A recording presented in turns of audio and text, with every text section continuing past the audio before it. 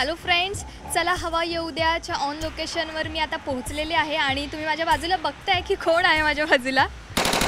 आणि माझ्या डोक्यावर पण ही जी टोपी बघताय ती माझी नाही आहे, ॲक्च्युली त्यांची आहे. तर ही मी त्यांना सुपूर्द करते. हे घे तुमची कॅप, हॅट.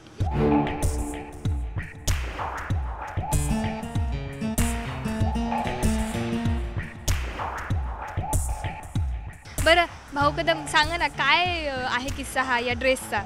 आत्ताचा जो एपिसोड आहे चला हवा येऊ द्या, तो आम्ही एपिसोड करतो आहे, स्किट करतो आहे. ते चांगला योगायोग आहे वाडा चिरेबंदी या नाटकाच्या टीमबरोबर.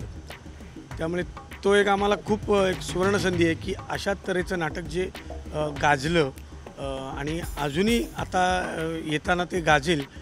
कारण ते प्रचंड म्हणजे प्रत्येक कलाकाराला त्या नाटकात काम करायची इच्छा आहे आणि करावीशी वाटणार असं ते काय म्हणतात कायमस्वरूपी आपलं एव्हरग्रीन असं नाटक आहे.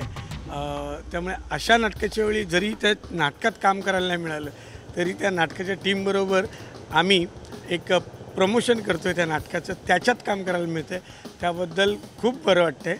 आणि त्यावेळी आम्ही एक वाडा संदर्भात थीम घेऊन आलो आहे. वाडा आहे भूतांचा आणि त्या भूतांच्या वाड्यात मी घुसलो आहे आणि माझी जी काय हाल करतात ती भूतं ते तुम्हाला त्या एपिसोडला बघायला मिळेल.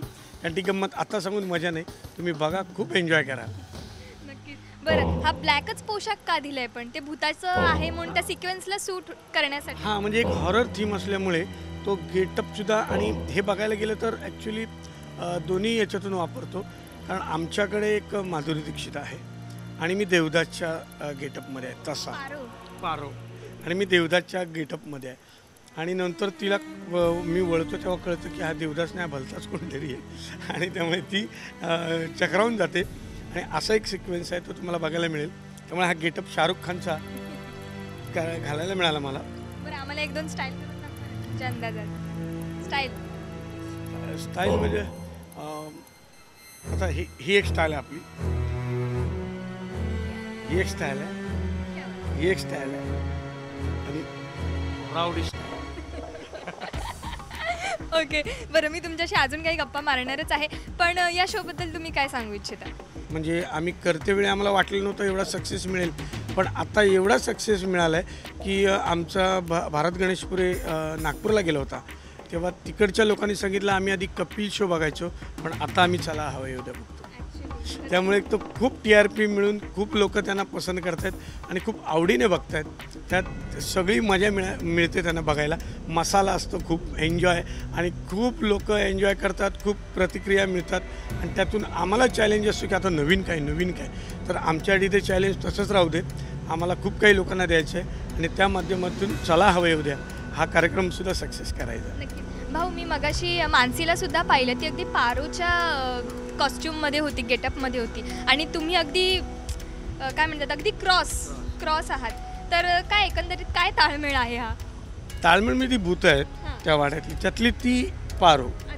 आणि भूतांच्या वाड्यामधली ही पारो. आणि दुसरी एक पारो आहे आमच्याकडे, ती खतरनाक आहे, ती बघाल तुम्ही. आणि एक तो असतो चौकीदार. त्यानंतर एक आमच्याकडे एक खेकडा आहे जो डायनासॉर टाईप असा, तर तुम्हाला दिसेल. आणि त्यात मी बाहेरून माझी सायकल पंक्चर होते म्हणून मी त्या वाड्यात पाऊस पडत असतो जाऊ कुठे, आणि म्हणून आलो आहे.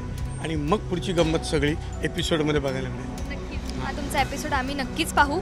आणि चला हवा येऊ द्या हा कार्यक्रम आम्ही सुद्धा पाहतो आणि हाच सक्सेस आहे ॲक्च्युली. कारण की कुठे तो कपिलचा हिंदीचा प्रोग्राम आणि हा म्हणजे फारच लोक वळली आहेत इकडे आज मराठी मालिकांमध्ये सुद्धा. सगळं क्रेडिट आहे ना आम्ही निलेश साबळेला देतो, झी TVला देतो.